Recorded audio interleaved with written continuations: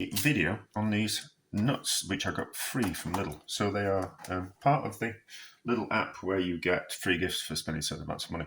And I always kind of go for something that I think, I wouldn't necessarily buy that for myself normally. Like I don't really buy nuts, but this was in the nuts section. I would have, it was the nuts or dried fruit. But for some reason there wasn't any dried fruit. Maybe I was looking in the wrong place. I'm not very good when it comes to supermarkets.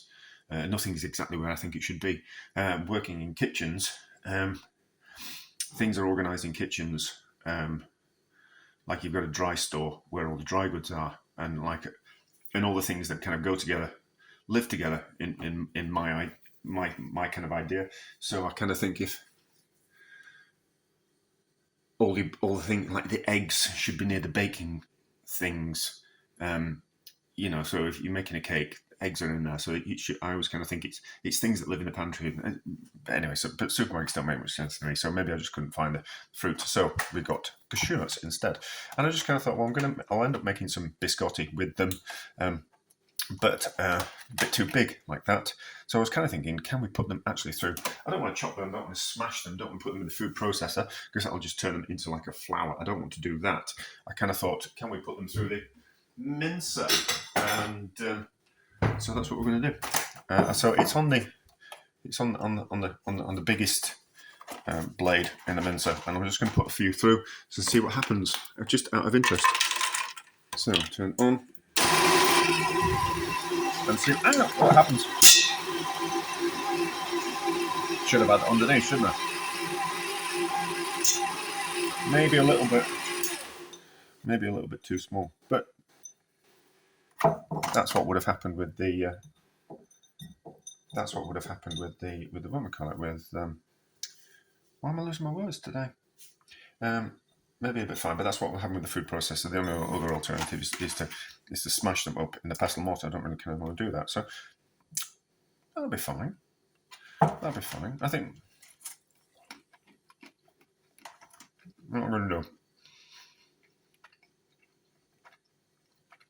I think we're just going to put them through the mincer, and then we're going to toast them in the oven, and then we're going to fold them into some biscotti and make some biscotti, I think. Yes. So we'll have to be very careful when we roast those, don't we? This might not be a huge amount of success, but we'll kind of see how we go. Yes, that's all good. So I'll put them all through, and it's made kind of like a coarse flour rather than nibs of like nibbed almonds type of thing. So maybe not. Wasn't the best idea in the world, but it'll still make some nice biscotti, won't it? Yeah, let's toast it, and then it'll improve the flavour. But it's mostly pulverised it, which means actually that we'd be able to put. Hang on. It means that we'll be able to put it through on a finer cutter. Is it a cutter blade? It's not a cutter, is it? I don't know what you call it. It's not a die, is it? Or is it? Is it a die? But anyway, we'll be able to. A better idea to use a mincer if we were going to be. I don't want that. That's a bit of black. I don't want that now. If we were to put things in a food processor, you're going to mess up your food processor. It's going to dull the blades, which you kind of don't want. Which you want your food processor to have sharp blades, and to put nuts through, or biscuits, or anything like that, it's going to dull the blades, isn't it? So I think actually using the mincer attachment is a better way of doing things. So we could put, if we wanted to crush anything like biscuits, the mincer attachment is more robust, so better to use the mincer attachment than the blades on the food processor. But anyway, so I'll make some biscotti with this. We'll toast this in the oven, get it a little bit brown, so it improves the flavour, and then we'll make some biscotti. But yeah, is there anything else to add? No, but we'll make the biscotti and we'll do it all because we might as well. If I don't if I'm doing something and I don't film it, generally something interesting happens. So my default setting is to film everything, which is quite ridiculous and makes me publish far too many videos.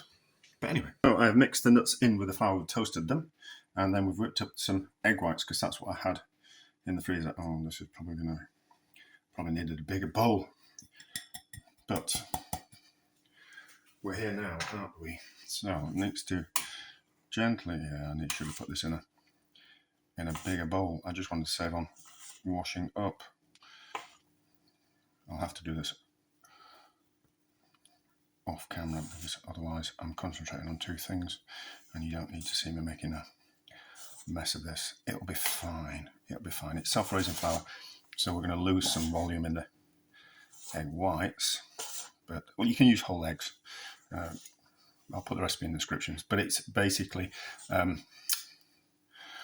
whatever weight of eggs you've got times that by 0.8, and then that gives you the weight of the sugar that you need, and the same weight again of the flour that you need. But I've just put in less flour. I'm putting 200 grams less flour just to kind of compensate for the nut flour that we're adding. But I'm getting there. But I'll do it off camera. There is too much cake mixture, or sponge mixture, for this container. But we're here now, aren't we? So, second big mistake of the day. Maybe that last cocktail was a bad idea last night. Anyway. Right, into the oven. 180 fan. And then we'll see how it turns out. Oh yeah, so I did.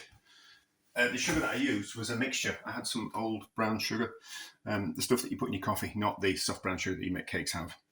And so I used that. It's like almost like using granulated sugar. So not. I think I've got a bag of hands. So not. Oh yeah. So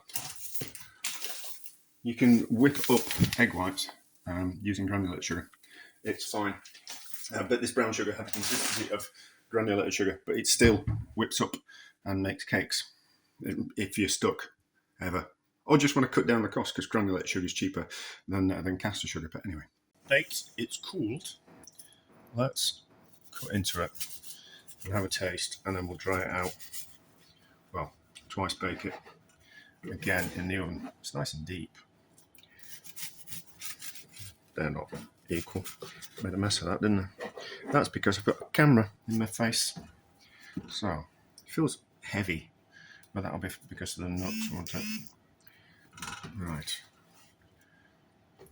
Don't want that. I want a little bit.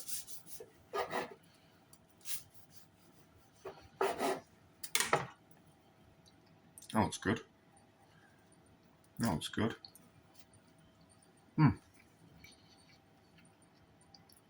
That's lovely as well. That brown sugar and the cashew nuts have been that lovely. You don't have to cashew nuts to be any nuts you want. So, right. Just using egg whites makes them really tough. So that tears more like bread than it does cake or a biscuit type of thing. But it means they're nice and robust. If you're making sponge fingers, egg whites give you a more robust sponge finger that will soak up more liquid. Certainly if you're making something like a tiramisu. But anyway, that's by the way. We'll cut that up, dry it out, and then we're back and give them another taste. Because they'll taste different again once we dry them out. So 100 degrees for about 3 hours, something like that. Got a nice snap to them now. And they've got a little bit of toasted colour to them as well. So how do they taste?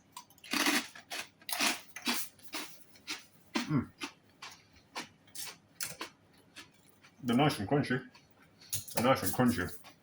And just got that delicate nut flavour to them. So